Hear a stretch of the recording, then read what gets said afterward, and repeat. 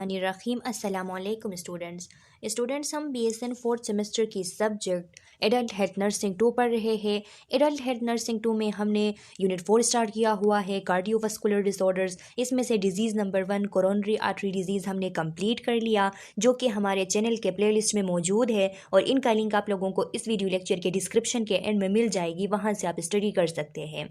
आज का हमारा जो वीडियो लेक्चर है इसी यूनिट के डिजीज़ नंबर 2 पे है। डिजीज़ नंबर 2 हार्ट फेल्यूर है। तो इस वीडियो लेक्चर में हम हार्ट फेल्यूर डिस्कस करेंगे। स्टूडेंट्स, वीडियो लेक्चर को स्टार्ट करने से पहले आप लोगों से छोटी सी रिक्वेस्ट है कि अगर आप हमारे चैनल लेक्चर्स बाय मुशरिफा अजहर में नए हैं तो चैनल को सब्सक्राइब करें, बेल आइकन को प्रेस करें ताकि आने वाली न्यू वीडियो लेक्चर्स की नोटिफिकेशन आप लोगों को मिल सके, और इस वीडियो लेक्चर को लाइक ज़रूर करें। तो स्टूडेंट्स, यहाँ पे हार्ट फेल्यूर हमारा टॉपिक है। हार्ट फेल्यूर से रिलेटेड आपने पहले अपना कंसेप्ट क्लियर करना लाजमी है। तो कंसेप्ट क्लियर करने के लिए स्लाइड को पढ़ाने से पहले मैं आप लोगों को एक शॉर्ट इसकी स्केच दे दूँगी, जिससे आप लोग अपना कंसेप्ट क्लियर कर सकते हो। आप चाहे तो जो मैं आप लोगों को बता रही हूँ ये बातें अपने साथ नोट भी कर सकते हो, जिससे हार्ट फेल्यूर के बारे में आप लोगों का जो कंसेप्ट है वो क्लियर हो जाएगा। उसके बाद हम स्लाइड रीड करेंगे। तो स्टूडेंट्स, हार्ट फेल्यूर बेसिकली क्या होती है? जब भी हम हार्ट फेल्यूर लफ्ज़ सुनते हैं तो हमें लगता है कि हार्ट बस फेल हो चुका है, उसने अपना सारा फंक्शन जो है वो छोड़ दिया है। तो ऐसा नहीं होता। हार्ट जब अपना पूरा फंक्शन छोड़ देता है, हार्ट बिल्कुल जब ख़त्म हो जाता है, उसका फंक्शन बिल्कुल स्टॉप हो जाता है, इसको हम कहते हैं हार्ट अटैक। जब हार्ट अटैक हो जाती है तो उसके बाद बंदा जो है वो ज़िंदा नहीं रह सकता। लेकिन हार्ट फेल्यूर ऐसी कंडीशन है कि जिसके साथ बंदा ज़िंदा रह सकता है, उसके फंक्शन कंप्रोमाइज़ हो जाते हैं, फंक्शन कंप्रोमाइज़ हो जाती है हार्ट की, लेकिन बंदा जो है वो ये बिल्कुल वो हार्ट अटैक वाली बात नहीं है। तो देखिए, हार्ट फेल्यूर का मतलब ये है कि ये एक ऐसी कंडीशन होती है, इसमें हार्ट सही तरीके से ब्लड को पंप नहीं कर पाता जिस तरीके से वो नॉर्मली करता है। नॉर्मली जिस तरीके से हार्ट बॉडी के नीड को पूरा करने के लिए ब्लड को पंप करता है, हार्ट फेल्यूर में उस तरीके से नॉर्मली नहीं कर सकता। इसका फंक्शन कुछ हद तक कंप्रोमाइज़ हो जाता है। इसको हम कहते हैं हार्ट फेल्यूर। हार्ट फेल्यूर चूँकि ख़ुद एक डिज़ीज़ नहीं है, हार्ट फेल्यूर एक ख़ुद डिज़ीज़ नहीं है, बल्कि ये दूसरे जो कंडीशंस जो डिजीज़ होते हैं उनका कंसीक्वेंस है, उनका नतीजा होता है। कोई ऐसी कंडीशन आ जाती है हार्ट के अंदर, कोई ऐसी डिज़ीज़, कोई ऐसा मसला पैदा होता है जिसकी वजह से हार्ट फेल्यूर हो जाती है, हार्ट की जो फंक्शन है वो कंप्रोमाइज़ हो जाती है। तो ये हार्ट की जो फंक्शन कंप्रोमाइज़ हो जाती है, ये किस वजह से कंप्रोमाइज़ होती है? जब हार्ट की जो कैपेसिटी होती है, हार्ट की जो एबिलिटी होती है कि वो इफ़ेक्टिवली सिस्टोल कर सके, जिसे आप सिस्टोल में प्रोनाउंस कर रही है, वो कोई इसको सिस्टोली प्रोनाउंस करते हैं, आप जो भी जिस तरीके से आप प्रोनाउंस करना चाहें। तो जो सिस्टोल हम किसे कहते हैं? जो हार्ट की जो कंट्रक्शन की एबिलिटी होती है, इसको हम सिस्टोल या सिस्टोली कहते हैं। तो ये हार्ट कभी कभार इस तरह होता है कि सही तरीके से कंट्रैक्ट नहीं हो पाता, इसकी कंट्रक्शन की जो एबिलिटी होती है वो कंप्रोमाइज़ होती है, वो अनेबल होता है कि सही तरीके से सिस्टोल कर सके। तो इसको हम कहते हैं सिस्टोलिक हार्ट फेल्यूर। और कभी कभार इस तरह भी होता है कि हार्ट की जो रिलैक्स होने की एबिलिटी है वो ख़त्म हो जाती है, हार्ट इनेबल हो जाता है कि वो रिलैक्स हो सके। तो इसको हम कहते हैं डायस्टोलिक हार्ट फेल्यूर। डायस्टोल किसे कहते हैं? हार्ट की जो रिलैक्सेशन होती है इसको डायस्टोल कहते हैं। तो जब हार्ट वो रिलैक्सेशन नहीं कर पाता, उसकी रिलैक्स होने की एबिलिटी कंप्रोमाइज़ हो जाती है, तो इसको हम कहते हैं डायस्टोलिक हार्ट फेल्यूर। अब हार्ट फेल्यूर में भी राइट साइडेड भी हो सकती है या लेफ़्ट साइडेड भी हो सकती है। अगर right side of the heart में उसकी फंक्शन राइट साइड में, राइट एट्रियम में या राइट वेंट्रिकल में कंप्रोमाइज़ हो जाए तो इसको हम कहते हैं राइट साइडेड हार्ट फेल्यूर। अगर लेफ़्ट साइड में, लेफ़्ट वेंट्रिकल में या लेफ़्ट एट्रियम में कोई फंक्शन कंप्रोमाइज़ हो जाए हार्ट का तो इसको हम कहते हैं लेफ़्ट साइडेड हार्ट फेल्यूर। तो राइट साइड में अगर कंप्रोमाइज़ हो जाए function, right sided heart failure, left side में कंप्रोमाइज़ हो जाए तो इसको हम लेफ़्ट साइडेड हार्ट फेल्यूर कहते हैं। लेकिन जो अगर हम इसकी जो रेशो होती है उसके हिसाब से देखें तो जो ज़्यादातर केसेस होते हैं, जो ज़्यादातर हार्ट फेल्यूर होते हैं, यानी 3 में से 2 की अगर हम देख लें तो 3 में से 2 जो है वो ज़रूर लेफ़्ट साइडेड हार्ट फेल्यूर होते हैं। ये इसलिए होते हैं क्योंकि जो लेफ़्ट साइड है हार्ट का उसकी फंक्शन भी ज़्यादा होती है as compare to right side. क्योंकि जो प्रेशर होती है वो लेफ़्ट साइड में ज़्यादा होती है as compare to right side, क्योंकि राइट साइड में जो वेनस ब्लड आती है तो इसमें इतना ज़्यादा प्रेशर नहीं होता जितना कि लेफ़्ट साइड में है। इसीलिए लेफ्ट यानी चूँकि लेफ़्ट साइड की एक्टिविटी भी ज़्यादा है, इसीलिए यहाँ पे हार्ट फेलियर भी अगर आ जाता है तो लेफ़्ट साइड में ज़्यादा आता है। ये बात आपने याद रखनी है।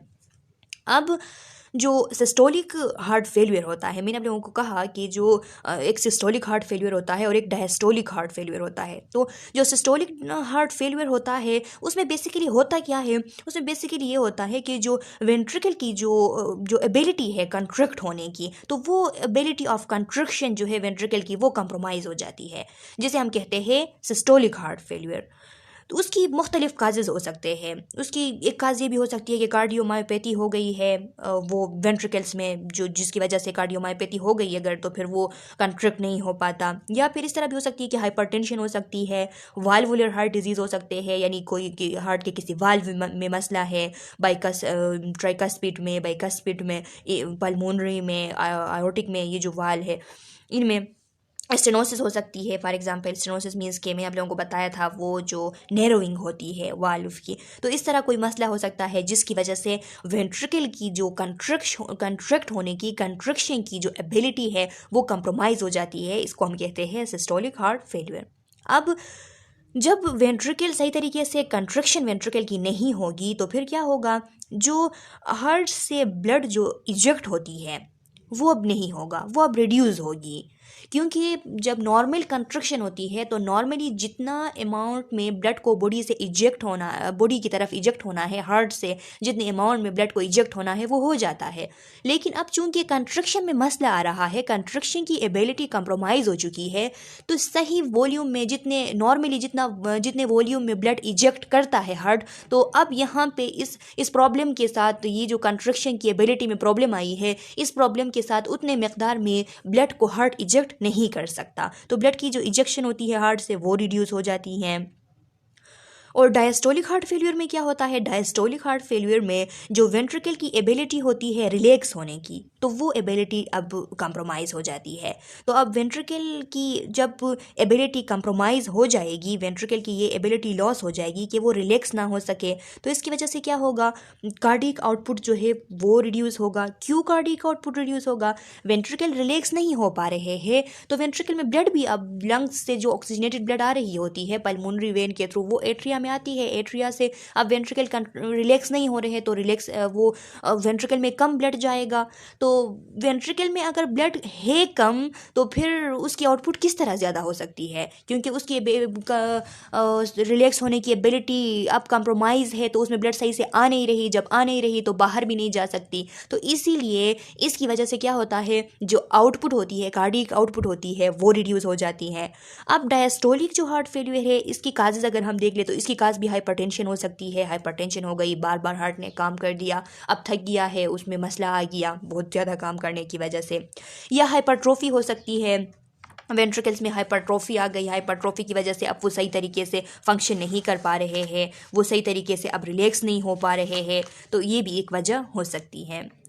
अब जो लेफ़्ट साइडेड हार्ट फेलियर होती है, चाहे वो systolic left side heart failure हो या diastolic left side heart failure हो, जो लेफ़्ट साइड हार्ट फेलियर होती हैं उनकी उसमें क्या होता है, उसमें ये होता है कि जब लेफ़्ट साइड फेल हो जाता है हार्ट का, यानी उसकी फंक्शन कंप्रोमाइज़ हो जाती है, तो जो ब्लड आउट हो रही थी यहाँ पे वेंट्रिकल लेफ्ट साइड से, जो ब्लड आयोटा में जानी थी, अब वो ब्लड सही तरीके से आयोटा को नहीं जा पाएगा, क्योंकि जो यहाँ पे हार्ट साइड में फेलियर है।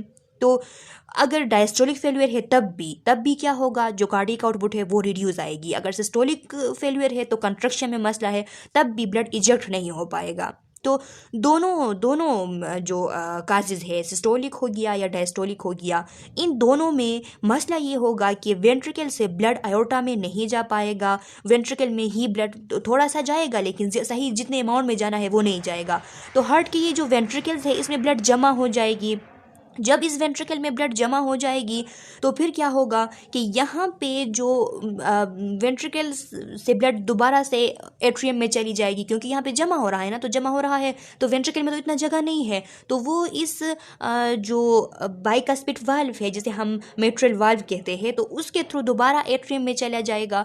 एट्रियम से वो जो पल्मोनरी वेन्स है उनके थ्रू लंग्स में चला जाएगा, यानी हार्ट से जो ब्लड है उसकी लेफ्ट साइड से ब्लैक फ्लो होगी लंग्स को, वो बैक फ्लो होकर लंग्स में चली जाएगी, क्योंकि नीचे से रास्ता जो आयोटा में जाना था वो रास्ता अब कंप्रोमाइज़ हो चुका है, उसमें कंट्रक्शन नहीं हो रही है वेंट्रिकल्स की, या वेंट्रिकल्स में ब्लड जा ही नहीं रहा, रिलैक्सेशन उसकी नहीं हो रही है, तो इस वजह से उसमें ब्लड जमा हो जाएगा, वो दोबारा से एट्रियम में, और एट्रियम से वो दोबारा से लंग्स में चला जाएगा। तो जब लंग्स में चला जाएगा तो क्या होगा, तो लंग्स की कंजेशन होगी, वहाँ पे कंजेशन मीन्स के फ्लूइड जमा हो जाएगा। जब फ्लूइड जमा हो जाएगा तो पल्मोनरी प्रेशर इंक्रीज हो जाएगी। जब पल्मोनरी प्रेशर इंक्रीज हो जाएगी तो वहाँ पे जो वेजल्स है लंग्स के अंदर, वहाँ से फ्लूइड लीक हो जाएगा लंग्स टिश्यूज़ में। लंग्स टिश्यूज़ में लीक होने का मतलब क्या है कि लंग्स में अब एडिमा हो जाएगा, तो पल्मोनरी एडिमा हो गया इसकी वजह से। तो जब पल्मोनरी एडिमा हो गया, फ्लूइड की एकमुलेशन हो गई लंग्स के टिश्यूज़ में, तो यहाँ पे अल्वियोलाई भी मौजूद होते हैं। उन अल्वियोलाइज के ऊपर एकमुलेशन हो गई इस फ्लूइड की, तो अल्वियोलाई की जो गैस की एक्सचेंज की एबिलिटी है अब वो इम्पेयर हो जाएगी, गैस सही तरीके से एक्सचेंज नहीं हो पाएगा, तो फिर रिस्पायरेटरी इमरजेंसीज पैदा होंगे, शॉर्टनेस ऑफ ब्रीथ होगी। वो अगर आप स्टेथोस्कोप के थ्रू वो सुनेंगे तो क्रैकल साउंड आएंगे लंग्स से। इसके अलावा वो बंदा जो है लाई डाउन नहीं कर सकता, नीचे झुकेगा तो उसको और मसला हो जाएगा, सांस बंद हो जाएगी उसकी, क्योंकि वहाँ पे अल्वियोलाई के इर्द गिर्द फ्लूइड जमा हो गई हैं। अब ये कंसिक्वेंसेस होते हैं लेफ़्ट साइड हार्ट फेलियर के। अब जो राइट साइड हार्ट फेलियर है उसके बारे में अगर हम सोचें तो राइट साइड हार्ट फेलियर ज़्यादातर लेफ़्ट साइड हार्ट फेलियर की वजह से होती है। हमेशा इस तरह होता है कि पहले लेफ़्ट साइड हार्ट फेलियर हो जाती है और उसकी वजह से राइट साइड हार्ट फेलियर होती है मोस्ट केसेस में। ये क्यों होता है, क्योंकि देखिए मैंने आप लोगों को बताया कि लेफ़्ट साइड हार्ट फेलियर की वजह से लंग्स में फ्लूइड जमा हो जाती है, लंग्स पल्मोनरी एडिमा हो जाता है। अब पल्मोनरी एडिमा है तो फिर राइट साइड में क्या होता है, राइट साइड में नॉर्मली जो राइट वेंट्रिकल्स के थ्रू पल्मोनरी आर्टरी एराइज हुई है और उस पल्मोनरी आर्टरी के थ्रू राइट वेंट्रिकल से जो डीऑक्सीजनेटेड ब्लड लंग्स में ऑक्सीजनेशन के लिए चली जाती है, साफ होने के लिए, ऑक्सीजनेटेड होने के लिए चली जाती है नॉर्मली, अब वो कंप्रोमाइज़ होगी। क्यों कंप्रोमाइज़ होगी, ऊपर प्रेशर खुद से ज़्यादा है, पल्मोनरी प्रेशर इंक्रीज़ हो गया है। क्यों, क्योंकि वहाँ पे फ्लूइड जमा है लंग्स में फ्लूइड जमा होने की वजह से पल्मोनरी प्रेशर इंक्रीज़ है, वहाँ ऑलरेडी प्रेशर है। तो फिर हार्ट किस तरीके से, हार्ट का जो राइट वेंट्रिकल है वो अब डीऑक्सीजनेटेड ब्लड को पल्मोनरी आर्टरी के थ्रू ऊपर भेज पाएगा, वो अब भेज नहीं सकता क्योंकि ऊपर प्रेशर ज़्यादा है, वहाँ ऑलरेडी ब्लड ज़्यादा है। तो फिर क्या होगा, जब ब्लड लंग्स की तरफ नहीं जाएगा राइट वेंट्रिकल से, तो राइट वेंट्रिकल में भी ब्लड जमा हो जाएगा हार्ट के, फिर राइट वेंट्रिकल से वो ब्लड राइट एट्रियम में चला जाएगा बैक फ्लो होके ऊपर की तरफ, वहाँ से फिर वो वेना केवा के थ्रू बॉडी की तरफ आएगा और बॉडी में अब नीचे जो पेरिफ्री है लेग्स में अब एडिमा स्टार्ट होगी, क्योंकि जो वेनस फ्लो होती है हार्ट के राइट साइड को, तो अब वो नहीं होगी क्योंकि राइट साइड खुद से भरा हुआ है। भरा इसलिए हुआ है क्योंकि ऊपर लंग्स में भरा हुआ है ब्लड, वो राइट एट्रियम राइट जो पल्मोनरी आर्टरी है उससे ब्लड लंग्स ले नहीं रहा, तो ऊपर की तरफ ब्लड नहीं जा रहा, हार्ट में खुद ब्लड बहुत फुल है, तो इस वजह से वो जो वेना केवा से डीऑक्सीजनेटेड ब्लड हार्ट की तरफ आ रही है वो नहीं आएगी, और जो लेग्स है ज़्यादातर इसमें अब पेरिफ्री में एडिमा स्टार्ट होगा। अब फिर क्या होगा इसकी वजह से, तो ये इस तरीके से अब हार्ट का फंक्शन राइट साइड का भी कंप्रोमाइज़ हो गया, तो फिर हम इसे कहते हैं राइट साइड हार्ट फेलियर। तो हमेशा मोस्ट केसेस में ज़्यादातर लेफ्ट फेलियर की वजह से, लेफ्ट साइड हार्ट फेलियर की वजह से फिर राइट साइड हार्ट फेलियर भी होता है। इसके अलावा कुछ और काजेज़ भी हो सकते हैं, और काजेज़ में ये है कि COPD है पेशेंट को, COPD मीन्स के क्रॉनिक ऑब्स्ट्रक्टिव पल्मोनरी डिजीज़ है, तो क्रॉनिक ऑब्स्ट्रक्टिव पल्मोनरी डिजीज़ में भी लंग्स के अंदर जो पल्मोनरी प्रेशर है वो इंक्रीज़ हो जाती है। इसके अलावा कोई भी रेस्पिरेटरी डिसऑर्डर इस तरह हो सकती है जिसकी वजह से पल्मोनरी प्रेशर इंक्रीज हो। पल्मोनरी प्रेशर जब इंक्रीज होता है तो right side of the heart पे उसका असर पड़ता है, उसकी फंक्शन कंप्रोमाइज़ हो जाती है और राइट साइड हार्ट फेलियर होता है। तो स्टूडेंट्स ये इसकी एक छोटी सी स्केच थी जो आपके कंसेप्ट को क्लियर करनी थी। पहले मैंने आपको इसका डिफिनीशन बताया, फिर मैंने आपको systolic heart failure, diastolic heart failure समझाया, और फिर systolic heart failure, diastolic heart failure के कंसिक्वेंसेस, और फिर राइट साइड और लेफ्ट साइड हार्ट फेलियर के की फ़िलॉसफी और उसके कंसिक्वेंसेस बताए। अब आपने इसको सही तरीके से आपने याद किया, तो फिर अगर आपसे कोई हार्ट फेलियर के बारे में पूछेगा तो आपको उसको सिंपल ये स्केच बता सकते हैं। अब हम स्लाइड से इसको पढ़ेंगे कि स्लाइड में हार्ट फेल्यूर के बारे में क्या लिखा हुआ है। तो डिस्क्रिप्शन में लिखा हुआ है, heart failure is a condition in which the heart can no longer pump enough blood to meet the body's demand. Heart failure एक ऐसी कंडीशन है जिसमें हार्ट क्या करती है, हार्ट ज़्यादा वक्त तक ब्लड को पंप नहीं कर सकती, यानी अब वो जितना हमारे बॉडी को नीड है, बॉडी के डिमांड्स है, उनको पूरा नहीं कर सकती, उसकी फंक्शन कंप्रोमाइज़ हो जाती है। इसको हम कहते हैं heart failure. Left side heart failure may be caused by anterior myocardial infarction, ventricular septal defect, cardiomyopathy, cardiac tamponade, or constrictive pericarditis, increased circulating blood volume, aortic stenosis and insufficiencies are mitral stenosis and insufficiencies. अब आपको causes बताए गए हैं left sided heart failure के। Causes आपको बताए गए हैं कि जो लेफ्ट साइड हार्ट फेल्यूर है वो में भी जब हार्ट का जो एंटीरियर साइड है इसमें अगर MI हो गया है, मायोकार्डियल इन्फाक्शन हो गया है हार्ट के एंटीरियर साइड में, तो इसकी वजह से लेफ्ट साइडेड हार्ट फेल्यूर हो सकती है।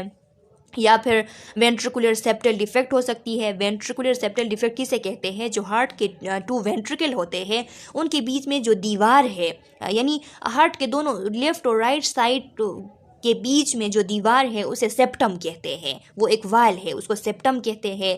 और फिर हार्ट तो डिवाइड है ना 4 चैम्बर में, तो 2 वेंट्रिकल्स के दरमियान जो सेप्टम का जो हिस्सा आ रहा है उसे हम वेंट्रिकुलर सेप्टम कहते हैं। और जो 2 एट्रियम के दरमियान जो दीवार आ रहा है उसको हम एट्रियल सेप्टम कहते हैं। तो अगर उसमें कोई डिफेक्ट है, कोई सुराख उसमें है, वेंट्रिकल्स के दरमियान जो सेप्टम है, जो दीवार है, उसमें कोई सुराख है और ब्लड राइट साइड से लेफ़्ट साइड में, लेफ़्ट साइड से राइट साइड में वो मिक्स हो रही है, तो उसकी वजह से भी लेफ़्ट साइड हार्ट फेलियर हो सकती है। कार्डियोमायोपैथी हो सकती है, कोई कार्डियक मसल्स जो है उसकी पैथी हो गई है, उसमें वो डैमेज हो गई है, तो इस वजह से भी लेफ़्ट साइड हार्ट फेलियर हो सकती है।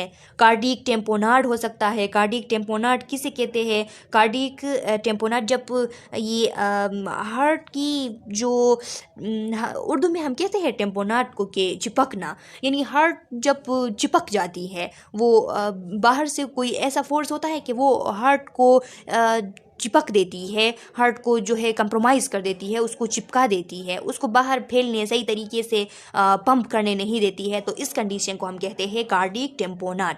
तो कार्डियक टेम्पोनाड है, कार्डियक टेम्पोनाड ज़्यादातर जो पेरिकार्डाइटिस होता है, पेरिकार्डियम एक मेम्ब्रेन है जो कि हार्ट के ऊपर होती है, बिल्कुल इसको हम पेरिकार्डियम कहते हैं, बिल्कुल जो आउटर लेयर होती है हार्ट के ऊपर, इसको हम पेरिकार्डियम कहते हैं।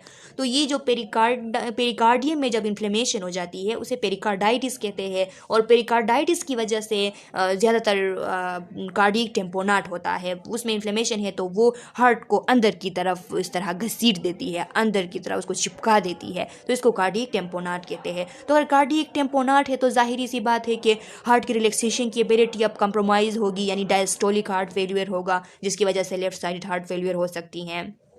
फिर कंस्ट्रक्टिव पेरिकार्डाइटिस है। कंस्ट्रक्टिव पेरिकार्डाइटिस वही बात है कि ये पेरिकार्डियम, इसमें जो पेरिकार्डियम है, जो लेयर है, आउटर लेयर है हार्ट की, तो वो पेरिकार्डियम बहुत ज़्यादा थिकर और स्टिफर हो जाती है, बहुत सख्त और बहुत थिक हो जाती है इन्फ्लेमेशन की वजह से। तो फिर क्या होता है, हार्ट की जो पंपिंग की एबिलिटी है वो कंप्रोमाइज़ हो जाती है, तो फिर इसकी वजह से भी हार्ट फेलियर हो सकती है। कंट्रक्शन की एबिलिटी कंप्रोमाइज़ हो गई तो क्या होगा, तो फिर हार्ट फेलियर होगा, सिस्टोलिक हार्ट फेलियर होगा। इंक्रीज़ वॉल्यूम, अगर ब्लड की वॉल्यूम हार्ट में इंक्रीज़ हो रही है, उसके आउटपुट में कोई मसला आ रहा है और वहाँ पे उसकी वॉल्यूम इंक्रीज़ हो रही है, तो इस वजह से भी हो सकती है। इंक्रीज़, अच्छा स्टूडेंट ये मैं नीचे आ गई, इंक्रीज सर्कुलेटिंग ब्लड वॉल्यूम, अच्छा इंक्रीज सर्कुलेटिंग, बट वही बात है कि जो सर्कुलेटिंग ब्लड है उसकी वॉल्यूम इंक्रीज़ हो गई, तो इसकी वजह से क्या हो सकता है, फेलियर हो सकता है। आयोटिक स्टेनोसिस अगर हो गई, आयोटिक स्टेनोसिस का क्या मतलब है कि जो आयोटिक वाल्व है उसकी अगर स्टेनोसिस हो गई, उसकी स्टेनोसिस का मतलब है वो अगर नेरो हो गया तो फिर ब्लड सही तरीके से आउटपुट नहीं होगी, तो हार्ट के अंदर वॉल्यूम बढ़ जाएगी। अगर इंसफिशिएंसी हो गया, अगर इंसफिशिएंसी हो गया, इंसफिशिएंसी का मतलब है कि वो सही तरीके से क्लोज नहीं हो रहा है, तो सही तरीके से क्लोज नहीं होगा तो जो आयोटा में ब्लड है, आर्टरीज में ब्लड है, वो दोबारा हार्ट की तरफ आएगा, क्योंकि वो आयोटिक वाल्व क्लोज अप सही से नहीं हो पा रहा है, तो इस तरह ब्लड हार्ट में जमा हो जाएगी, उसकी वजह से भी हार्ट फेलियर हो सकती है। माइट्रल स्टेनोसिस या इंसफिशिएंसी, माइट्रल वाल्व जो है, जो कि लेफ्ट साइड में जो वाल्व है जिसको हम बाइकस्पिड वाल्व या इसको माइट्रल वाल्व या मिट्रल वाल्व, आप जो भी प्रोनाउंस करें, इसको कहते हैं। तो इसकी अगर स्टेनोसिस हो गई, ये नेरो हो रहा है, जब ये नेरो हो जाएगा तो फिर क्या होगा, तो फिर ब्लड इसमें सही तरीके से नहीं आ पाएगी। जब ब्लड सही से नहीं आ पाएगी तो कार्डियक आउटपुट में मसला आएगा, वो कंप्रोमाइज़ होगा। कार्डियक आउटपुट कंप्रोमाइज़ होगा तो बॉडी में ऑक्सीजन की कमी होगी, फिर बॉडी कंपनसेट करके हार्ट ट्रैकिकार्डिया होगा, बहुत ज़्यादा हार्ट इसको कंपनसेट करने के लिए ट्रैकिकार्डिया करेगा। ट्रैकिकार्डिया की वजह से हाइपरट्रोफी होगी लेफ्ट वेंट्रिकल की, जब हाइपरट्रोफी होगी तो फिर इसकी वजह से भी लेफ्ट साइडेड हार्ट फेलियर हो सकती है। अगर माइट्रल वाल्व इंसफिशिएंसी है, वो सही से क्लोज नहीं हो पा रहा, तो वो जब सही से क्लोज नहीं होगा तो ब्लड डायरेक्टली वो जो वेंट्रिकल है, लेफ्ट वेंट्रिकल, उसमें आता रहेगा, कंस्ट्रक्शन में मसला होगा अब, तो इस वजह से भी हार्ट फेलियर हो सकती है लेफ्ट साइडेड। अब राइट साइडेड हार्ट फेलियर की बात है कि राइट साइडेड हार्ट फेलियर किस वजह से होती है। तो लिखा है राइट साइडेड हार्ट फेलियर में be caused by left sided heart failure. देखिए वही बात आ गई जो मैंने आप लोगों को बताई थी कि राइट साइडेड हार्ट फेलियर क्या लेफ्ट साइडेड हार्ट फेलियर की वजह से भी हो सकती है, या फिर राइट वेंट्रिकुलर मायोकार्डियल इन्फाक्शन के राइट वेंट्रिकल जो है उसमें मायोकार्डियल इन्फाक्शन आ गया, उसमें हार्ट अटैक हो गया राइट वेंट्रिकल में, तो इस वजह से भी हो सकती है। एट्रियल सेप्टल डिफेक्ट, अगर दो एट्रियम के दरमियान जो सेप्टम है उसमें कोई सुराख बन गया, डिफेक्ट आ रहा है, तो इसकी वजह से भी हो सकती है। Fluid overload and sodium retention, body में सोडियम की रिटेंशन हो रही है, तो सोडियम की रिटेंशन का मतलब यही है कि वाटर की भी उसके साथ रिटेंशन होगी, तो फ्लूइड ओवरलोड हो गया। जब फ्लूइड ओवरलोड हो जाती है तो फिर भी राइट साइडेड हार्ट फेलियर हो सकती है। Mitral valve stenosis, mitral valve stenosis जब हो जाती है तो लेफ्ट साइड में मसला आता है। जब लेफ्ट साइड में मसला आता है तो फिर मैंने आप लोगों को बताया कि लेफ्ट साइड हार्ट फेलियर की वजह से राइट साइड हार्ट फेलियर भी होती है। पल्मोनरी एम्बोलिज्म है कोई, पल्मोनरी एम्बोलिज्म का क्या मतलब है? पल्मोनरी एम्बोलिज्म का मतलब है कि जो लंग्स के अंदर जो आर्टरीज है उनमें कोई ब्लॉकेज है, उसमें कोई ब्लड क्लॉट फंस चुकी है, थ्रोम्बस उसमें फंस चुकी है, तो इस वजह से जो पल्मोनरी प्रेशर है वो इंक्रीज होगी, और पल्मोनरी प्रेशर जितना इंक्रीज होगी, जो हार्ट का राइट साइड है वहाँ से राइट वेंट्रिकल से ब्लड लंग्स की तरफ नहीं जा पाएगा पल्मोनरी आर्टरी के थ्रू। जब नहीं जाएगा तो यहाँ पे फ्लूइड की ओवरलोड होगी, फ्लूइड की ओवरलोड होगी तो हार्ट फेलियर होगी इस साइड में। पल्मोनरी आउटफ्लो स्टेनोसिस, अगर पल्मोनरी जो आउटफ्लो है, पल्मोनरी जो आउटफ्लो है, पल्मोनरी जो आर्टरी है उससे जो आउटफ्लो होती है लंग्स में ब्लड की, तो वो अगर उसमें स्टेनोसिस आ रही है, वो नेरो हो चुकी है, तो इसकी वजह से भी जो राइट साइड है हार्ट का उसमें ब्लड एकमुलेट हो जाएगी, जिसकी वजह से हार्ट फेलियर होगा। क्रोनिक ऑब्स्ट्रक्टिव पल्मोनरी डिजीज़ है, मैंने आप लोगों को बताया है इसके बारे में कि COPD जब होता है तो जो पल्मोनरी प्रेशर है वो इंक्रीज़ होती है। पल्मोनरी प्रेशर जितना इंक्रीज़ होती है उतना राइट वेंट्रिकल को मसला होता है कि वो ब्लड को ऊपर भेज सके लंग्स की तरफ पल्मोनरी आर्टरी के थ्रू, तो फिर इस तरह इसमें कंप्रोमाइज़ हो जाती है फंक्शन, तो राइट साइडेड हार्ट फेलियर होती है। पल्मोनरी अगर हाइपरटेंशन है तो सबसे बड़ी वजह तो यही है कि पल्मोनरी हाइपरटेंशन, कि पल्मोनरी जो आर्टरीज है उसमें अभी हाइपरटेंशन आई है, उसकी प्रेशर इंक्रीज़ है, चाहे वो जिस भी वजह से हो, तो इस प्रेशर के इंक्रीज़ होने की वजह से ब्लड लंग्स में नहीं जा पा रहा है राइट वेंट्रिकल से, वो एकमुलेट हो रहा है राइट वेंट्रिकल में, जिसकी वजह से राइट साइडेड हार्ट फेलियर हो रही है।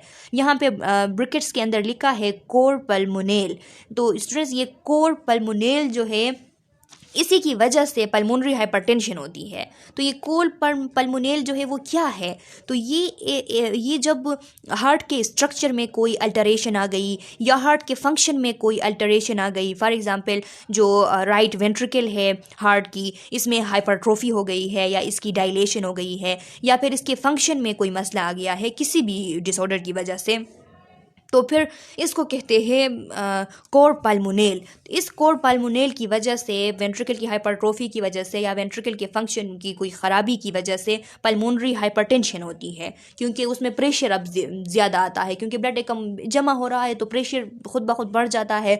जब प्रेशर बढ़ जाता है तो फिर इस वजह से राइट साइडेड हार्ट फेलियर होती है। या फिर थायरोटॉक्सिकोसिस, थायरोटॉक्सिकोसिस क्या कौन सी कंडीशन है? थायरोटॉक्सिकोसिस हाइपरथायरॉयडिज्म की कंडीशन है। जब थायरोटॉक्सिकोसिस हो जाती है, हाइपरथायरॉयडिज्म हो जाती है, तो पूरे बॉडी की डिमांड बढ़ जाती है। डिमांड बढ़ने की वजह से क्या होता है, डिमांड बढ़ने की वजह से ये हार्ट जो है वो अपना फंक्शन इंक्रीज़ कर देती है, ट्रैकिकार्डिया होता है, और ट्रैकिकार्डिया होते होते वो हाइपरट्रोफी हो जाती है राइट साइड की, लेफ़्ट साइड की। तो फिर उस हाइपरट्रोफी की वजह से यहाँ पे वो हाइपरट्रोफी भी कोर पल्मोनल कहलाती है, वो भी उसमें मसला है स्ट्रक्चर में। तो उसकी वजह से फिर पल्मोनरी हाइपरटेंशन और फिर वही सब कुछ। With left side heart failure, the diseased left ventricle cannot pump effectively because of decreased cardiac output. अब देखिए, जब लेफ्ट साइड हार्ट फेलियर होता है तो ये जो डिजीज लेफ्ट वेंट्रिकल है, ये जो ख़राब लेफ्ट वेंट्रिकल है, जो कंप्रोमाइज्ड लेफ्ट वेंट्रिकल है, अब ये इफेक्टिवली सही तरीके से ब्लड को पम्प नहीं कर सकेगा। क्यों? क्योंकि कार्डियक आउटपुट डिक्रीज हो जाती है, क्योंकि कंट्रक्टिलिटी इसकी डिक्रीज हो जाती है। देखिए लिखा है डिक्रीज कंट्रक्टिलिटी, इसकी कंट्रक्टिलिटी डिक्रीज हो जाती है। इंक्रीज वॉल्यूम, जब कंट्रक्टिलिटी डिक्रीज होगी तो फिर ब्लड बाहर नहीं जाएगा, इजेक्ट नहीं होगा। इजेक्ट जब नहीं होगा तो फिर वॉल्यूम अंदर हार्ट के अंदर इंक्रीज होगी ब्लड की। इंक्रीज लेफ्ट वेंट्रिकुलर प्रेशर, तो फिर लेफ्ट वेंट्रिकल में प्रेशर भी इंक्रीज होगा। The left atrium can not empty into the left ventricle, तो लेफ्ट वेंट्रिकल में अगर प्रेशर इंक्रीज है तो अब लेफ्ट एट्रियम जो है वो एम्प्टी नहीं हो पाएगा लेफ्ट वेंट्रिकल में, क्योंकि नीचे लेफ्ट वेंट्रिकल में इतना प्रेशर है कि वो ऊपर वाला ब्लड अब वहाँ कैसे आ सकता है, नहीं आ सकता। तो वो अब एट्रियम में ही जमा हो जाएगा। अब जब वो एट्रियम में जमा हो जाएगा तो क्या होगा, causing increase pressure in the left atrium, तो लेफ्ट एट्रियम में भी प्रेशर इंक्रीज होगा। This pressure increase affect the lung, अब ये प्रेशर जो इंक्रीज हो रही है लेफ्ट एट्रियम में, ये लंग्स को इफेक्ट कर रही है। काजिंग पल्मोनरी कंजेशन, लंग्स को किस तरह इफेक्ट कर रही है, यहाँ से ब्लड अब ऊपर लंग्स की तरफ चला जाएगा पल्मोनरी वेन के थ्रू, बैक फ्लो होगी ब्लड की लंग्स की तरफ। जब बैक फ्लो हो जाएगी तो फिर पल्मोनरी कंजेशन होगी। पल्मोनरी कंजेशन मीन्स कि वहाँ पे जमा हो जाएगा blood. Death lead to decrease oxygenation, जिसकी वजह से क्या होगा, ऑक्सीजनेशन डिक्रीज होगा। क्यों डिक्रीज होगा, क्योंकि अल्विलाई वहाँ पे होते हैं, वहाँ पे जब ब्लड की कंजेशन हो जाती है, ब्लड वहाँ पे जमा हो जाता है, तो फिर वहाँ पे इंक्रीज पे प्रेशर की वजह से वो लीक होती है लंग्स टिश्यूज़ में। जब वो लीक हो जाती है तो लंग्स टिश्यूज़ में तो अल्विलाई मौजूद होते हैं, वो उस अल्विलाई के इर्द गिर्द जमा हो जाती है। जब जमा होती है तो अल्विलाई की जो एबिलिटी है गैसेस एक्सचेंज करने की, वो कंप्रोमाइज़ हो जाती है। सही तरीके से गैसेस एक्सचेंज नहीं होते, कार्बन डाइऑक्साइड की यहाँ पे कमुलेशन होगी, अब ऑक्सीजन नहीं आ पाएगा ब्लड में, ब्लड की ऑक्सीजनेशन कंप्रोमाइज़ हो जाएगी। Increase pressure in the lung causes increase right sided heart pressure, अब लंग्स में जब प्रेशर इंक्रीज होगी तो जाहिर सी बात है कि राइट साइडेड हार्ट जो है उसमें प्रेशर अब इंक्रीज होगी, क्योंकि the right ventricle cannot relieve the pressure by emptying into the lungs, क्योंकि राइट वेंट्रिकल अब लंग्स में प्रेशर इतने ज़्यादा है कि राइट वेंट्रिकल ब्लड को पल्मोनरी आर्टरी के थ्रू लंग्स में नहीं भेज पा रहा है। जब नहीं भेजेगा तो यहाँ पे उसकी जो राइट वेंट्रिकल में जो प्रेशर है वो रिलीव नहीं होगी। जब रिलीव नहीं होगी तो which impair venous return to the right side of the heart, अब इसकी वजह से क्या होगा, जो वेनस रिटर्न हो रही है हार्ट में, जो बॉडी के सारे पार्ट से जो डीऑक्सीजन ब्लड वेन्स के थ्रू, वेना केवास के through right side of the heart में आती है, अब वो कंप्रोमाइज होगी क्योंकि वो ऑलरेडी भरा हुआ है। तो अब बाहर से किस तरह ब्लड उसमें आ सकता है, तो फिर क्या होगा, तो फिर एडिमा होगा। एडिमा कहाँ पे, लेग्स पे स्टार्ट होगा, सबसे पहले फुट में एडिमा स्टार्ट होगा। As systemic pressure builds, body organs become congested with venous blood, अब देखिए अब सिस्टमिक प्रेशर क्या हो गया, बिल्ड हो गया, सिस्टमिक प्रेशर इंक्रीज हो रहा है, तो फिर क्या होगा, जो बॉडी के ऑर्गन्स है वो वेनस ब्लड से भर जाएंगे और बॉडी के जितने भी ऑर्गन्स है इसमें एडिमा स्टार्ट होगी। हार्ट फेलियर में आल्सो भी क्लासिफाइड एज सिस्टोलिक और डायस्टोलिक डिसफंक्शन। हार्ट फेलियर को अभी हम जितना पढ़ रहे थे ये लेफ्ट और राइट साइड हार्ट फेलियर पढ़ रहे थे, अब आपको बता रहा है कि हार्ट फेलियर को हम सिस्टोलिक और डायस्टोलिक डिसफंक्शन में भी डिवाइड कर सकते हैं। हम कह सकते हैं कि सिस्टोलिक हार्ट फेलियर और डायस्टोलिक हार्ट फेलियर भी होता है, जैसा कि मैंने आप लोगों को पहले से समझा दिया है। अब इसमें क्या होगा, तो लिखा है with systolic dysfunction poor ventricular construction result in इनएडिक्वेट emptying of the ventricles. जब सिस्टोलिक डिसफंक्शन हो जाती है, सिस्टोलिक फेलियर हो जाता है, तो उसमें क्या होता है, उसमें जो वेंट्रिकल की कंट्रक्शन की एबिलिटी है वो पुअर हो जाती है, वो कम हो जाती है, जिसकी वजह से वेंट्रिकल एम्प्टी नहीं हो पाते, वेंट्रिकल में जो ब्लड है वो बाहर नहीं इजेक्ट हो पाता।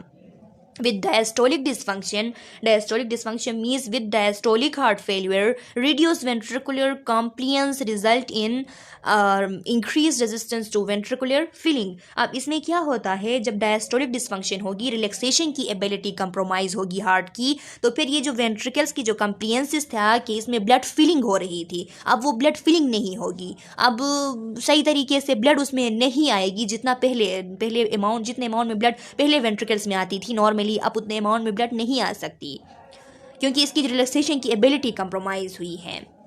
अब लिखा है हाई आउटपुट फेल्यूर में अकर इन हाई आउटपुट स्टेट, ये भी हो सकता है कि हाई आउटपुट फेल्यूर भी हो सकता है। हाई आउटपुट फेल्यूर किसे कहते हैं स्टूडेंट्स के, अगर कार्डिक जो आउटपुट है वो नॉर्मली कार्डिक आउटपुट 5 लीटर पर मिनट 5 या 5 to 6 लीटर पर मिनट इतना होता है, लेकिन अगर कार्डिक आउटपुट 8 लीटर पर मिनट से इंक्रीज़ हो गया या 8 लीटर पर मिनट हो गया या इससे भी ज़्यादा हो गया, तो फिर इसको हम कहते हैं high output of the heart. अब ये जो हाई आउटपुट है कि 8 लीटर पर मिनट, इतना ज़्यादा ब्लड जो है वो उसकी आउटपुट हो रही है, तो इसकी वजह से फेल्यूर हो जाता है। ये हार्ट जो है हाइपर फंक्शन इसमें करता है, ट्रैकिकार्डिया होता है, तो इसकी वजह से क्या होता है, इसकी वजह से हार्ट फेल्यूर हो जाता है, इसको हम कहते हैं हाई आउटपुट फेल्यूर। तो ये हाई आउटपुट फेल्यूर कब होती है, तो यहाँ पे लिखा है कि high output failure high output state में होती है। कुछ ऐसे हालात होते हैं जिनको हम हाई आउटपुट हालात कहते हैं, उन हाई आउटपुट हालात में हार्ट हाई आउटपुट करता है और उस हाई आउटपुट की वजह से फेल हो जाता है, यानी हाई आउटपुट करते करते फेल हो जाता है, इसको हम हाई आउटपुट फेल्यूर कहते हैं। जैसा कि एनीमिया है, एनीमिया, अब आप लोग सोच रहे होंगे कि अच्छा ये एनीमिया तो एक ऐसी कंडीशन है जिसमें ब्लड वॉल्यूम कम हो जाती है, तो ब्लड वॉल्यूम जब कम होती है तो फिर किस तरीके से ऐसा हो सकता है कि ब्लड वॉल्यूम कम है और हार्ट जो है हाई आउटपुट कर रहा है, इस तरह का आप लोग सोच सकते हैं, आप लोगों के जहन में ये बात आ सकती है। तो ये इसलिए होता है स्टूडेंट्स के जब भी एनीमिया होता है, तो एनीमिया में क्या होता है, ब्लड की कमी होती है, रेड ब्लड सेल्स की कमी होती है, ब्लड कम हो जाता है बॉडी पार्ट्स को, तो फिर हार्ट इसके साथ कंप्रोमाइज़ करने की कोशिश करता है, हार्ट जो है वो कंपनसेट करता है, कंपनसेट करते करते क्या करता है, जितना ब्लड हार्ट में आता है वो कोशिश करता है कि इसको सारा निकाल के दे दो बॉडी को, क्योंकि बॉडी में कंप्रोमाइज़ आ रही है, बॉडी में ब्लड कम है क्योंकि एनीमिया है, तो इस वजह से वो फुली अपना जोर लगा देता है और जितना ब्लड है उसको इजेक्ट कर लेता है, 8 लीटर पर मिनट वो इजेक्ट करता है।